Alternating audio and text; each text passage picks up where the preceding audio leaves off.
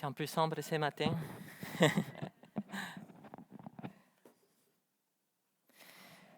Bonjour à tous, je m'appelle Joël pour les gens qui ne me connaissent pas. Puis c'est toujours une grâce de pouvoir être ici en tant que membre de l'Église de l'Espoir, mais aussi en tant que pasteur en formation de cette Église. C'est vraiment un privilège pour moi de pouvoir ouvrir la parole de Dieu ce matin.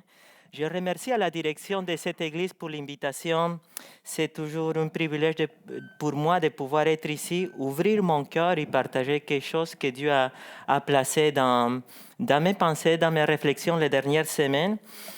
Également, il m'est impossible d'être ici sans mentionner que l'église de Doxa est toujours venir ici pour moi, c'est toujours un moment spécial à cause qu'il représente pour moi en fait partager la parole de Dieu, mais aussi en raison de tout ce que l'église de Doxa représente pour l'église de l'espoir. Souvent, on va prier pour cette église, alors recevez toute l'affection de tous les conseils de l'église de l'espoir. Pour nous, c'est vraiment un privilège de pouvoir servir. Et ce matin, j'espère que ce moment qu'on va passer ensemble sera un temps d'encouragement pour certains, un temps de bénédiction pour d'autres personnes, car je suis convaincu que Dieu, dans sa grâce, nous permet de pouvoir être ici dans cette rencontre, dans cet espace, dans cet lieu, dans cet cinéma pour grandir et glorifier son nom ensemble. Alors, sans plus tarder, j'aimerais que nous ouvrions nos Bibles et que nous lisions ensemble deux passages ce matin. Ésaïe chapitre 53, versets 3 à 5 et Philippiens chapitre 2, versets 6 à 8. Ésaïe chapitre 53, versets 3 à 5.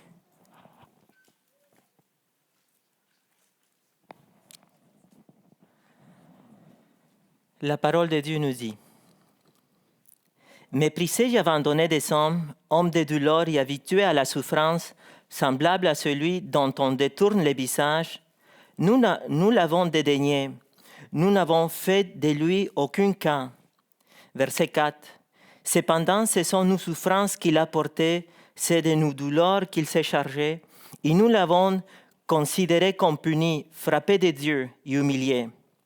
Mais il était blessé pour nos péchés, brisé pour nos iniquités. Le châtiment qui nous donne la paix est tombé sur lui, et c'est par ses meurtrissures que nous sommes guéris.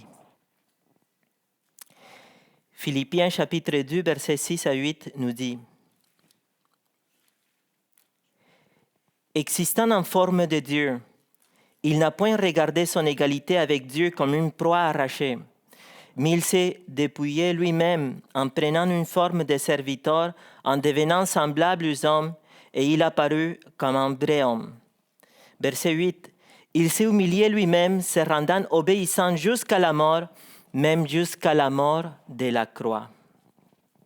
On vient d'écouter la parole de Dieu ensemble ce matin, alors prions un instant.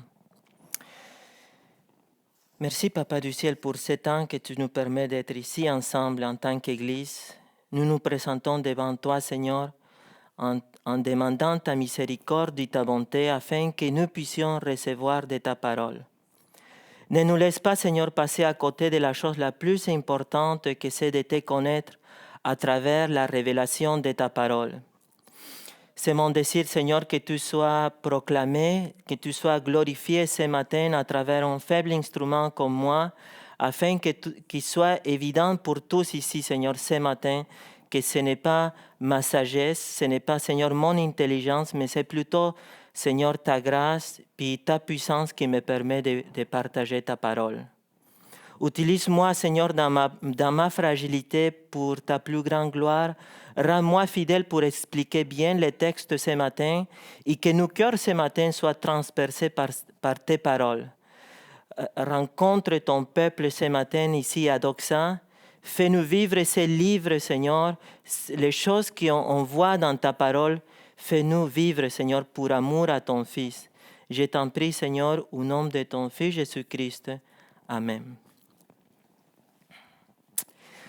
Pour introduire mon sujet, j'aimerais vous raconter une histoire ce matin.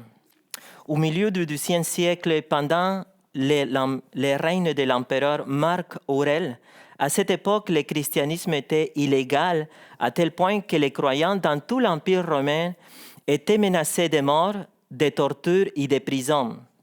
Et c'est dans cette période de persécution qu'un jeune homme appelé Santus a été arrêté et livré à la justice.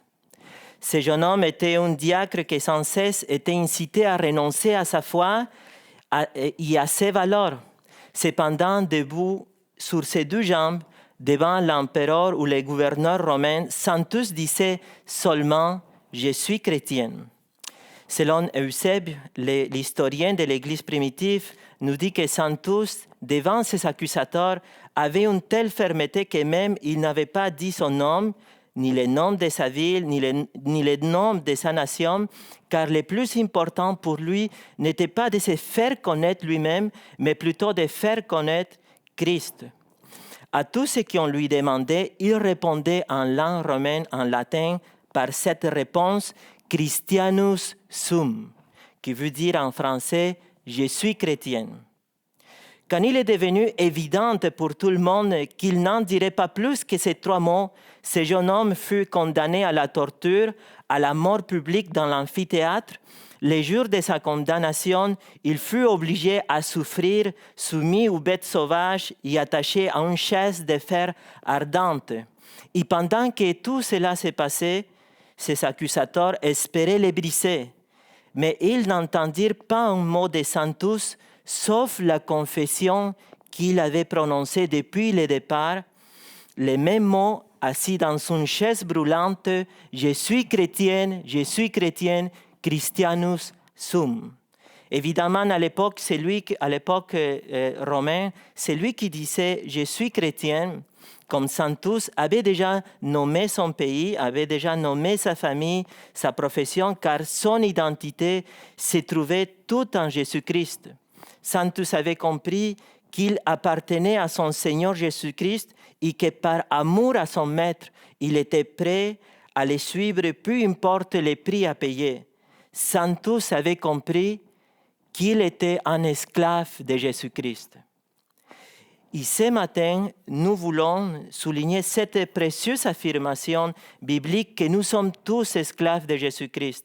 La Bible, pour identifier les disciples de Jésus, utilise plusieurs noms tels que enfants de Dieu, citoyens de son royaume, amis de Dieu. La Bible nous présente aussi comme héritiers et co-héritiers avec Christ dans Romains chapitre 8, verset 17.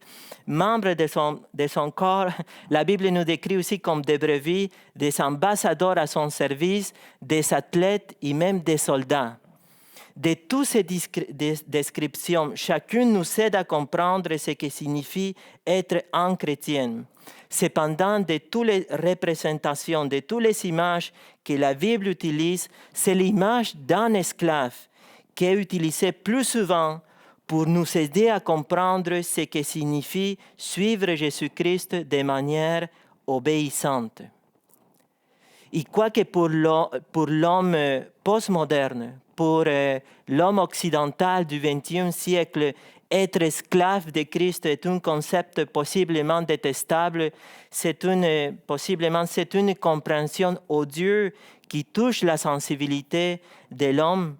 Pour les chrétiens, qui a compris que nous avons été rachetés par Christ à la croix, être son esclave est plus important et désirable que tout dans ce monde. En gardant notre identité en tant qu'esclave, nous avons une grande récompense qui nous attend. Et c'est pourquoi que le thème d'aujourd'hui est « Nous sommes esclaves de Jésus-Christ en joug de liberté ». Et justement, l'exposé de ce matin va nous confronter à la question suivante. Que signifie-t-il vraiment avoir une relation avec Dieu? Est-ce que cette liberté en Christ me conduit à renoncer à certains droits? En quoi consiste cet esclavage de liberté que Christ nous donne? Et avant de continuer, voici comment je résumerai l'exposé de ce matin. La liberté que Christ m'offre consiste à faire sa volonté. La vraie liberté commence quand l'esclavage du péché se termine. Elle prend fin seulement quand nous sommes devenus esclaves de Dieu par l'Évangile. Et le plan de ma prédication ce matin est découpé en 3 parties, divisé en 3 parties. Mon premier point, c'est le Seigneur Jésus-Christ s'est fait esclave. Mon deuxième point, c'est Jésus-Christ nous sauve de l'esclavage du péché. Et mon troisième point, pour terminer, sera Jésus-Christ nous prêche un message pour vivre comme esclaves. Et avant de poursuivre, j'aimerais simplement mentionner qu'une grande partie du matériel que nous considérons ce matin provient du livre Esclaves de John MacArthur, dont je voulais lui attribuer les mérites. Avant de commencer avec mon premier point, j'aimerais qu'on considère le mot esclave dans le contexte historique du Nouveau Testament. Pour vous mettre en contexte de comment ce mot esclave apparaît dans le Nouveau Testament, il faut mentionner que dans son contexte historique, au 1er siècle de l'Empire romain, plus de 25% de la population était esclave, ce qui correspond à plus de 5 millions d'esclaves qu'il y avait à l'époque. Et l'Esprit de Dieu a pris ces concepts du monde gréco-romain de l'époque du Nouveau Testament pour illustrer la relation qu'il y a entre un croyant et le Seigneur Jésus-Christ. D'où le fait que nous trouvons 130 fois dans la Bible le mot « doulos », qui veut dire « esclave » en français, pour décrire la relation entre les croyants et Dieu. Il faut également mentionner que ce mot « doulos » décrit quelqu'un qui a été acheté. C'est quelqu'un qui est dans la possession ou contrôlé par quelqu'un d'autre. Un esclave ou doulos, c'est quelqu'un qui en pourvoit à ses besoins, quelqu'un qu'on peut discipliner ou compenser. Être un doulos ou esclave, c'est d'être sous l'autorité absolue et complète de son maître. Cependant, il faut dire que ce mot dans nos Bibles, en français, n'est pas souvent traduit correctement par esclave. Souvent, les traducteurs du Nouveau Testament vont traduire le mot doulos par serviteur et de cette façon vont enlever ou altérer son véritable sens qui se trouve à l'intérieur de ces mots dans sa langue originelle. Et la question qu'on doit se poser ce matin, c'est si Dieu a permis que le mot esclave soit dans sa parole, pourquoi les traductions ne traduisent pas correctement le mot doulos par esclave alors que sa signification dans le grec est claire? Eh bien, on croit que ce mot a été mal traduit probablement en raison de l'esclavage qu'on a connu dans la société occidentale au XVIIe siècle et XVIIIe siècle, en raison de l'esclavage qu'on a connu dans la société occidentale, où les esclaves africains arrivaient en Amérique du Nord pour être vendus et souvent traités comme du bétail. Et en raison de cet esclavage violent non biblique, les traducteurs, afin d'éviter toute confusion ou malentendu entre l'enseignement biblique et l'esclavage des personnes provenant de l'Afrique, ont choisi le mot « serviteur ».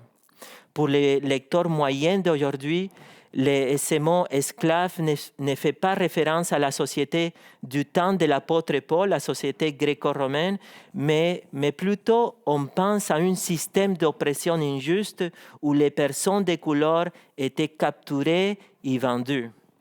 Cependant, il faut dire, mes bien-aimés, ce matin, qu'un esclave dans l'Empire romain, au 1er siècle, dans les temps de l'apôtre Paul, avait des droits et des privilèges. À l'époque du Nouveau Testament, le maître devait quand même prendre soin de son esclave. Oui, il y avait quand même des injustices, il y avait des abus, comme c'est le cas dans bien des contextes dans la vie, mais les abus n'étaient pas la norme dans cette période. Un esclave dans l'Empire romain pouvait être très instruit, à tel point qu'il y avait des esclaves qui pratiquaient la médecine, des ingénieurs, il y avait même des esclaves qui enseignaient les mathématiques et la musique. Parfois, même un esclave pouvait acheter lui-même sa liberté. Un esclave pouvait également hériter et même certains pouvaient être adoptés par leur Seigneur. Donc, quand on dit qu'on est esclave de Christ, il faut tenir en compte ces contextes socioculturels du Nouveau Testament qui était différente à l'esclavage colonial concernant la traite des personnes de couleur. Et c'est dans cette circonstance, dans ce contexte de la culture gréco-romaine que Jésus et ses apôtres ont parlé d'esclavage pour décrire la relation qui devrait exister entre Dieu et ses enfants. Le Saint-Esprit, mes bien-aimés, avait inspiré les auteurs du Nouveau Testament pour nous aider à comprendre notre relation d'obéissance et soumission envers Dieu à travers cette image d'esclavage. À tel point que l'apôtre Paul, par exemple, dans Romains chapitre 1, verset 1, l'apôtre Paul nous dit « Paul, il se présente serviteur de Jésus-Christ », mais le mot « serviteur » qui est là dans le verset 1, c'est le mot « esclave ». Paul, esclave de Jésus-Christ. Jacques, dans sa salutation, se présente de la même manière comme un esclave. Jacques 1, verset 1 nous dit « Jacques, serviteur de Dieu ». Et le mot qui est là, c'est le mot « doulos ». Et finalement, Jude, celui qui a écrit sa toute petite épître, nous dit dans Jude, verset 1, « Jude, serviteur de Jésus-Christ ». C'est impressionnant de constater que les auteurs du Nouveau Testament ne se considéraient pas comme des stars du christianisme, ni comme des super-hommes, ni comme des favoris de Dieu, mais ils se considéraient plutôt comme des serviteurs, des esclaves du Seigneur Jésus. Et la question importante ici ce matin, c'est de qui ils ont appris à s'appeler comme ça. Les apôtres et les martyrs du 1er et du 2e siècle de l'ère chrétienne, de qui ils ont appris cette vérité. Et la question ici, c'est quand même crucial parce que eux, ils l'ont imité à quelqu'un. Eh bien, la réponse à toutes ces questions se trouve dans la vie de notre Seigneur Jésus-Christ.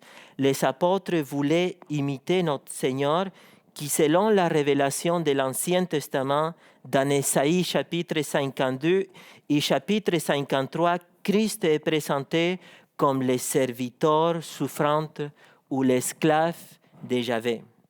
Et c'est de cette façon que je commence mon premier point. Le Seigneur Jésus-Christ s'est fait esclave. Et j'aimerais commencer dans l'Ancien Testament, dans Ésaïe chapitre 52, verset 13. Et je propose qu'on lise ensemble ces passages. Ésaïe 52, verset 13 nous dit « Voici mon serviteur prospérera. Il montera, il s'élèvera bien haut. » Cette prophétie qui commence ici dans ces passages et se poursuit jusqu'à la fin du chapitre 53 pointe sans aucun doute vers notre Seigneur Jésus-Christ. Le mot serviteur qui se trouve dans le verset 13, c'est le mot « eved » en hébreu qui veut dire esclave ou serviteur. Et comme je sais que cet esclave souffrante qui apparaît dans le verset 13 est Dieu, et bien parce que les mots qui sont là, il montera, il s'élèvera bien haut, seulement est mentionné ensemble dans un endroit dans l'Ancien Testament, et c'est dans le chapitre 6 d'Ésaïe qui nous décrit Dieu qui est dans son trône exalté et élevé. Ainsi, ces passages soulignent la divinité du Messie, de Jésus qui est présenté comme l'esclave de Yahvé, comme l'esclave de l'Éternel, selon le verset 13. Et ce qu'on voit dans cette prophétie qu'on vient de lire, ce n'est pas autre chose qu'un témoignage puissant de l'inspiration biblique, écrit 700 ans avant la venue de Christ, qui nous parle à quel point le Seigneur allait venir dans ce monde, non pour être servi, mais pour servir et donner sa vie comme la rançon de beaucoup, selon Matthieu chapitre 20, verset 28. Et c'est pourquoi les théologiens affirment que possiblement l'aspect le plus important du ministère de Jésus sur terre n'est pas celui du roi, n'est pas celui d'un roi majestueux, mais son ministère le plus important, c'est celui d'un serviteur souffrant, parce que c'est à travers cette condition d'esclave serviteur qu'il donnera plus de gloire à Dieu à travers sa vie des sacrifices qu'il est venu donner ici sur terre. Voilà pourquoi on peut dire un petit peu plus loin On peut lire un petit peu plus loin dans le chapitre 53, la souffrance de l'esclave de Javé, la souffrance de l'esclave de l'Éternel. Ésaïe chapitre 53, versets 3 à 5 nous dit « Méprisé et abandonné des hommes, homme de douleur, y habitué à la souffrance, semblable à celui dont on détourne le visage, nous l'avons dédaigné, nous n'avons fait de lui aucun cas. Cependant, ce sont nos souffrances qu'il a portées, c'est de nos douleurs qu'il s'est chargé.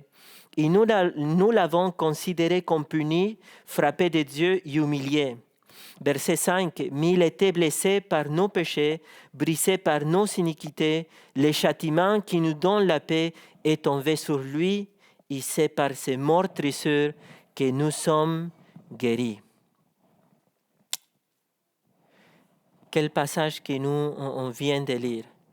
Et c'est ces serviteurs souffrants que nous trouvons dans les livres d'Ésaïe, pour ainsi dire, trouve dans le Nouveau Testament son accomplissement, la réalisation de cette prophétie s'accomplir dans Philippiens chapitre 2, versets 6 à 7, qui nous dit « Existant en forme de Dieu, il n'a point regardé son égalité avec Dieu comme une proie arrachée, mais il s'est dépouillé lui-même en prenant une forme de serviteur, en devenant semblable aux hommes, et il apparut comme un vrai homme. » Et le mot serviteur qui se trouve dans ce verset 7 de Philippiens, encore une fois, c'est le mot doulos, le mot esclave.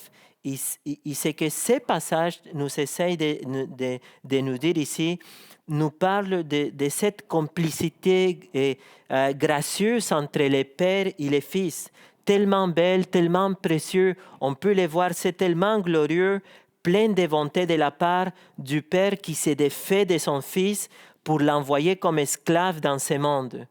C'est pourquoi qu'on peut dire que le but de la vie de Jésus-Christ consistait en une seule chose, plaire son Maître. C'est ici que Christ fait quelque chose que personne d'autre ne pouvait pas faire pour obtenir la rédemption de chacun d'entre nous qui sont présents ici ce matin. Son humiliation lui a coûté notre glorification, sa mort lui a coûté notre vie, et c'est pourquoi que dans ces passages, nous voyons comment Christ est descendu de la gloire où est-ce qu'il était, à la honte, pour m'amener de ma condition honteuse, de mon péché, à la gloire. C'est le passage qui illustre clairement la manière dont il est descendu de son royaume à la honte de la croix. Et en tant qu'esclave, pour m'amener de ma condition déchue à la gloire de Dieu. Et ça, c'est le Christ que nous prêchons, révélé dans la parole de Dieu. Souvent, on va présenter Jésus, mes bien-aimés, comme mon Seigneur, comme celui qui règne. Mais quand est-ce qu'on a dit que Jésus, c'est mon esclave?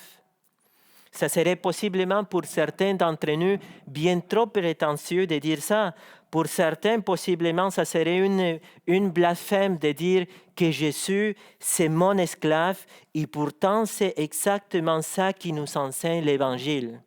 C'est tout à fait vrai que Jésus, c'est le Maître, le Seigneur qui a créé tout et qui règne, mais en même temps, l'Évangile selon Dieu nous rappelle que le Maître, le Seigneur de tout, s'est fait un serviteur esclave qui, en servant son Père jusqu'à la mort sur la croix, en servant Dieu, c'est aussi à nous qu'il a servi. Il nous a servi à toi et à moi. Et la question qu'on doit se poser ce matin, c'est pourquoi Christ a-t-il fait cela? Pourquoi est-ce qu'il a fait ça? Après tout, il était bien dans son royaume en haut.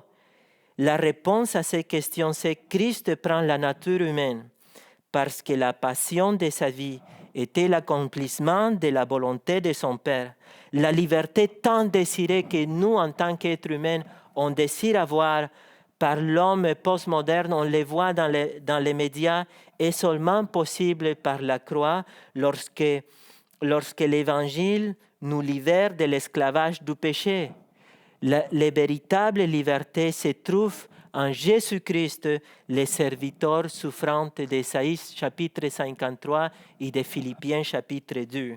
Et c'est en Christ que nous pouvons trouver la meilleure version, de ce que signifie obéir, au point que sa vie, c'est un modèle de vie pour toi et pour moi que nous tous ensemble devrions imiter. Jésus sous la forme d'un esclave mort pour nous rapprocher de Dieu.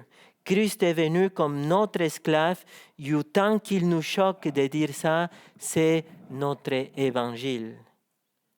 Et en raison de cela, comme application, j'aimerais vous dire, Église de Doxa ce matin, le véritable amour dans le Nouveau Testament prend la forme d'un serviteur esclave comme Christ. Et cela nous enseigne que la grandeur d'un homme ne se mesure pas par le nombre de serviteurs que nous avons. La grandeur d'un homme et d'une femme se trouve dans le nombre de personnes que nous allons servir. Et je suis ici en train de citer un passage de Dale Moody, l'évangéliste. Servir est l'art suprême. Dieu est le premier serviteur esclave. Et à chaque fois que vous êtes en train de servir, que ce soit ici ou dimanche matin, à la maison, au travail, nous tous, nous sommes en train d'imiter ce Dieu. Nous sommes en train d'imiter l'exemple de Jésus-Christ. Et c'est ici que je commence mon deuxième point. Jésus-Christ nous sauve de l'esclavage du péché. On a vu que le Seigneur s'est fait esclave pour que dans cette condition, il puisse nous libérer de l'esclavage du péché. Cependant, c'est important de souligner quand même que cet esclavage spirituel, on va le voir comme ça, est la conséquence directe, inévitable de la rébellion de l'homme, de la chute de l'homme.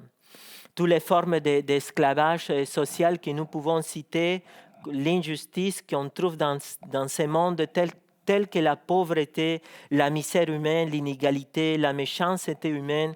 On peut parler même de l'esclavage sexuel, la traite des humains et toutes sortes de tyrannies proviennent de cet esclavage spirituel, fruit de notre dépravation totale. Alors on peut donc affirmer que l'esclavage spirituel est bien plus fondamental que l'esclavage social, car l'esclavage spirituel est la cause et la racine qui explique les autres formes de soumission pécheresses qu'il y a dans ce monde. Voilà pourquoi on peut dire que la parole de Dieu est d'abord préoccupée par cet esclavage spirituel à tel point que le Seigneur Jésus-Christ va nous dire dans Jean chapitre 8, verset 34, « En vérité, je vous l'ai dit. » Leur répliqua Jésus, « Quiconque se livre au péché est esclave du péché. » Le péché dans ce passage est personnifié comme un maître cruel, un seigneur pervers qui nous conduit à son esclavage. Et la question qu'il faut comprendre ici, c'est comment Dieu nous sauve-t-il de l'esclavage du péché? Comment est-ce qu'il nous libère de cet esclavage? Eh bien, la première chose qu'il faut comprendre est que les esclaves ne peuvent pas choisir leur maître. C'est le maître qui choisit leur esclave.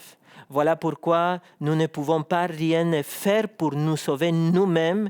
Jean chapitre 15, verset 16, le Seigneur Jésus nous dit dans ce passage, « Ce n'est pas vous qui m'avez choisi, mais moi je vous ai choisi. » Le Seigneur nous a choisis. Il faut mentionner que dans la culture gréco-romaine, les maîtres choisissaient ses prisonniers en fonction de leur qualité. Et à l'époque, c'était un peu, on faisait des choix tels que la force, s'il y avait un esclave qui avait une bonne santé ou même sans l'apparence physique. Cependant, Dieu nous a choisis, nous, ces esclaves, avec la pleine connaissance que nous avons, que nous avons des faiblesses et même que nous allons pécher.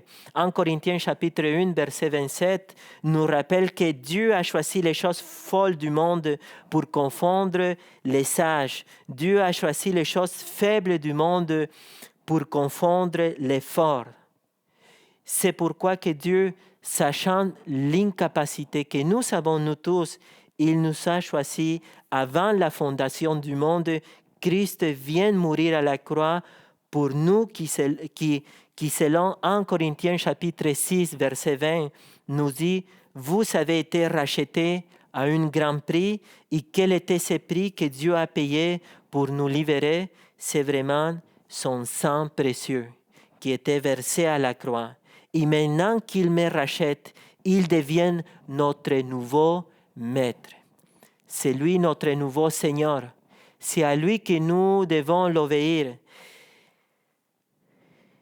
Voilà pourquoi, mes bien-aimés, nous devons comprendre que notre union avec Christ m'a séparé de façon permanente de la tyrannie du péché qui régnait dans ma vie.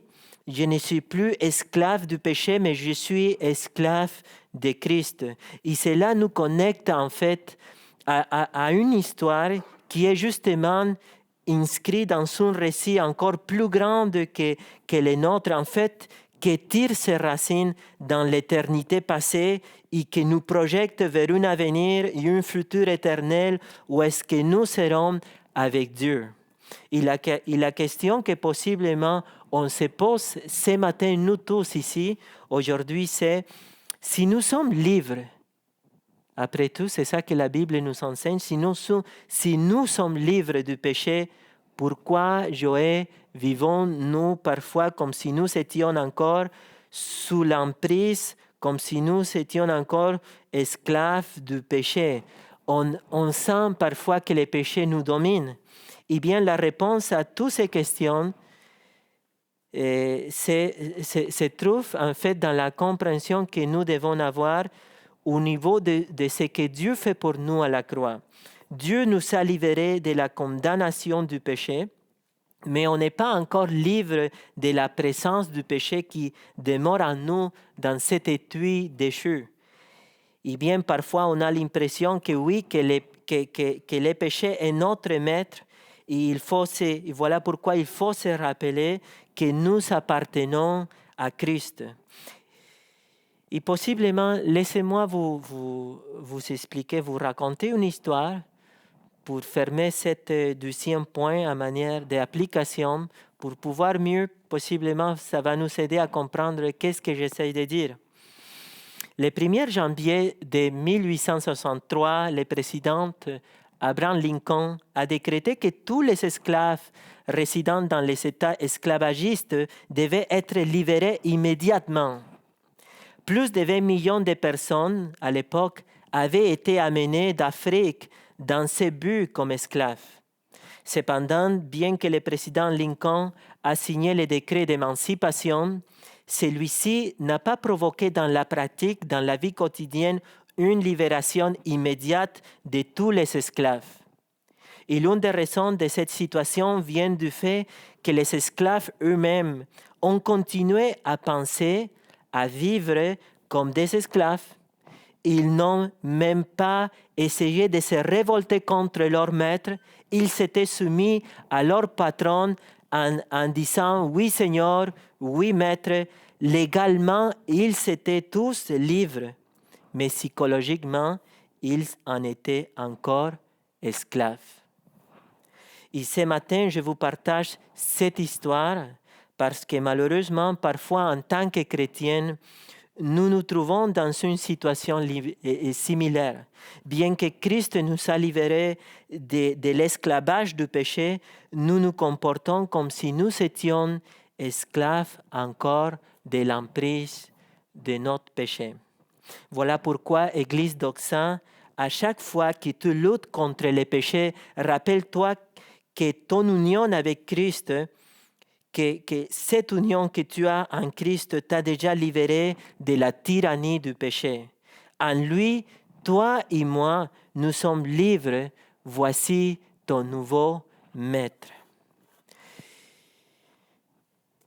Jusqu'à présent, on a déjà vu alors le Seigneur Jésus-Christ qui s'est fait esclave. Mon deuxième point, Jésus-Christ nous sauve de l'esclavage du péché.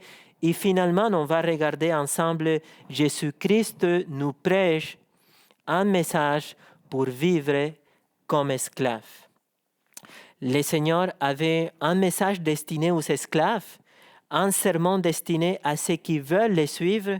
C'est pourquoi Matthieu chapitre 16, versets 24 et 25 nous dit « Alors Jésus dit à ses disciples, « Si quelqu'un veut venir après moi, qu'il renonce à lui-même, qu'il se charge de sa croix et qu'il me suive. Car celui qui voudra sauver sa vie la perdra, mais celui qui la perdra à cause de moi la trouvera. » Selon ces passages, renoncer à soi-même, prendre notre croix et suivre le Seigneur, c'est renoncer à nos droits, c'est mettre fin à nos projets, c'est renoncer à nous plaire afin de plaire à notre Seigneur Jésus-Christ. Et quand nous comprenons son discours, son message, nous ne ferons pas autre chose que sa volonté. Dans le christianisme, l'idée d'épanouissement, ou toute cette idée de pouvoir chercher notre bonheur et la bonne vie ici sur terre se retrouve à la croix. C'est sur la croix que je sacrifie les moi, je sacrifie ce que je suis, et c'est en cet endroit que nous mourons. La croix a été faite, mes bien-aimés, pour que la personne crucifiée ne puisse pas survivre. Et c'est pourquoi qu'à cet endroit, je sacrifie ce que je suis. Porter notre croix est une réalité que Christ l'a présentée comme la norme pour ses esclaves et non comme l'exception. Et si nous comprenons que nous sommes tous esclaves, nous dirons un peu comme Jacques chapitre 4, verset 15, « Si Dieu le veut, nous vivrons et nous ferons ceci ou cela, si Dieu le veut. » Gagner en pardon ma vie est le grand paradoxe du christianisme. C'est pourquoi que le missionnaire Jim Elliot a dit un jour que ce n'est pas un imbécile qui donne ce qu'il ne peut pas garder pour gagner ce qu'il ne peut pas perdre. Ce n'est pas un imbécile qui donne ce qu'il ne peut pas garder pour gagner ce qu'il ne peut pas perdre. Et ce matin, nous voulons souligner cette précieuse affirmation que nous sommes tous esclaves de Jésus-Christ. La Bible nous donne, comme j'ai déjà mentionné, plusieurs noms tels que enfants de Dieu, citoyens du royaume, amis de Dieu, héritiers de Christ, athlètes et des soldats. Et tous ces noms qui apparaissent dans la Bible, chaque nom décrit une dimension de notre relation avec Dieu, ce que signifie être un chrétien. Cependant, de toutes ces représentations, de toutes ces images que la Bible utilise, c'est l'image d'un esclave qui est utilisée plus souvent pour nous aider à comprendre ce que signifie suivre Jésus-Christ. Mais le problème, il faut quand même le dire, ce n'est pas que nous sommes esclaves vraiment. Je crois que personnellement, on aime beaucoup être appelé enfant de Dieu, n'est-ce pas? On aime beaucoup être appelé ami de Dieu, co-héritier, et non comme esclave. Quand nous rejetons, par contre, quand nous refusons de nous appeler esclaves, nous oublions la partie de la soumission et de l'obéissance à Dieu. Être esclave, plus que tout autre titre qui se trouve dans la Bible, nous identifie dans notre désir d'obéir Dieu. La meilleure façon, Église de l'espoir, de Doxa, de dire « je suis obéissante » et de s'identifier comme une esclave de Jésus-Christ. Nous sommes unis à notre Maître qui est rempli de grâce, mais qui est notre Seigneur en même temps. Et permettez-moi de faire une parenthèse ici. Lorsque ce genre de sujet est abordé, souvent nous pouvons possiblement tirer en conclusion que, après tout, Joël vient de nous dire qu'on est esclave et que nous n'avons presque plus de valeur. Alors, après tout, Joël dit que je ne suis qu'un simple serviteur esclave. Mais être esclave de Dieu ne signifie pas que nous n'avons plus de valeur ou sans importance. Et bien, laissez-moi juste simplement dire qu'être esclave de Jésus-Christ ne signifie pas cela. Oui, nous avons de la valeur, mais nous devons comprendre que la valeur d'un esclave ne se trouve pas dans l'esclave, mais se trouve dans son maître et non en nous-mêmes. Notre valeur se trouve dans celui qui nous servons et non dans les serviteurs. Notre valeur se trouve en lui. Et lorsque nous glorifions notre Maître, nous sommes récompensés et honorés par lui et nous recevons des grands dons.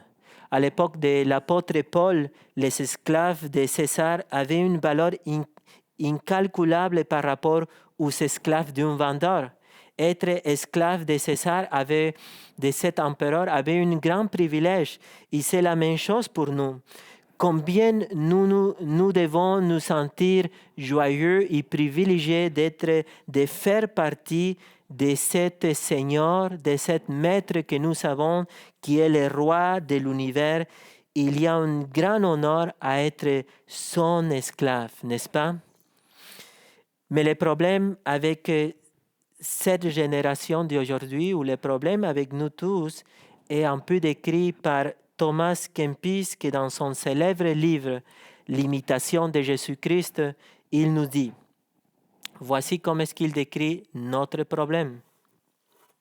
Et cela m'inclut en passant. Il y en a beaucoup qui désirent le céleste royaume de Jésus, mais peu consentent à porter sa croix. Beaucoup souhaitent ses consolations, mais peu aiment ses souffrances.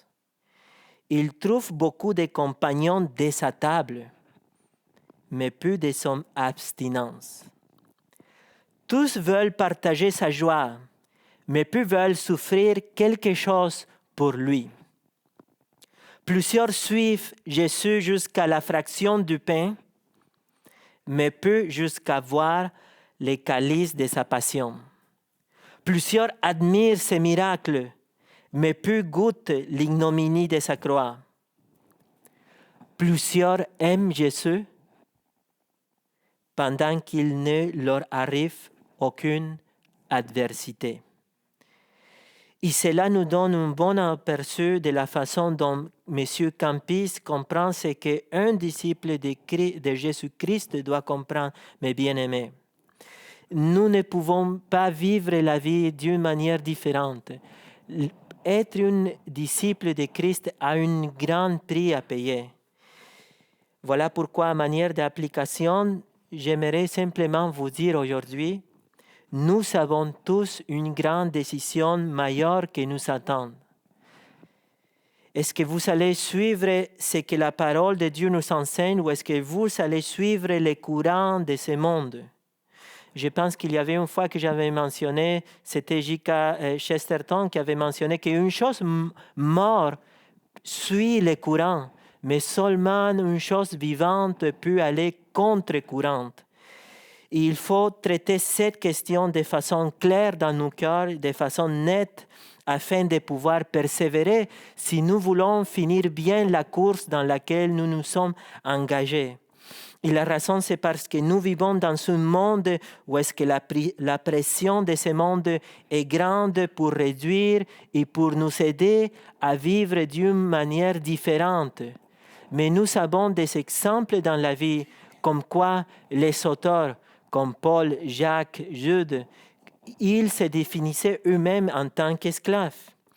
Jésus, et à manière de conclusion, j'aimerais dire, Jésus est venu sous la forme d'un esclave, non pas pour nous offrir la liberté de l'esclavage, mais une nouvelle forme d'esclavage qui est la liberté.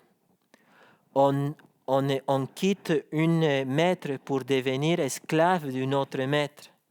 Souvenons-nous que notre Dieu miséricordieux a fait de nous non seulement des esclaves, mais aussi des citoyens de son royaume. Oui, on est esclaves, mais également on devient des citoyens, des amis de sa table et même des enfants adoptifs. Et nous faisons alors maintenant partie de sa famille. Il y a une grande récompense qui nous attend, mes bien-aimés de l'Église de Doxa. Persévérons. Mon désir aujourd'hui est que nous puissions, nous tous, grandir dans sa grâce de Dieu et continuer à être transformé par la puissance de son évangile, de sa parole et de son Saint-Esprit. Que Dieu nous aide à vivre en tant qu'esclaves serviteurs de Christ. Permettez-moi simplement de prier avant de terminer et je vais passer la parole à mon frère et aux équipes de la louange. Merci Papa du ciel pour ce temps que tu nous permets d'être ici ce matin à l'église de Doxa. C'est vraiment un grand privilège de pouvoir se rappeler, Seigneur, que toi, tu es venu ici dans ce monde, dans cette condition de serviteur esclave. Tu as donné ta vie, Seigneur. Ton humiliation a été à mon bénéfice pour ma glorification. Et maintenant, nous pouvons en tant qu'Église nous confier en toi, Seigneur. Aide-nous à vivre, Seigneur, cette dimension importante de notre vie en tant que chrétiens. Oui, parfois on aime s'appeler amis de Christ. Et c'est vrai, nous sommes tes amis. Mais également, nous sommes tes serviteurs, nous sommes tes esclaves, comme la Bible nous enseigne. Donne-nous, Seigneur, tout ce que nous avons besoin pour terminer bien la course. Aide-nous, Seigneur, à regarder la beauté de qui tu es et que nous puissions, Seigneur, accomplir cet appel sacré que tu as placé dans nos cœurs. Au nom de ton Fils, Seigneur, j'ai prié pour chaque personne qui se trouve ici, pour les gens qui nous voient à distance. Au nom de ton Fils Jésus-Christ. Amen, Seigneur. Merci.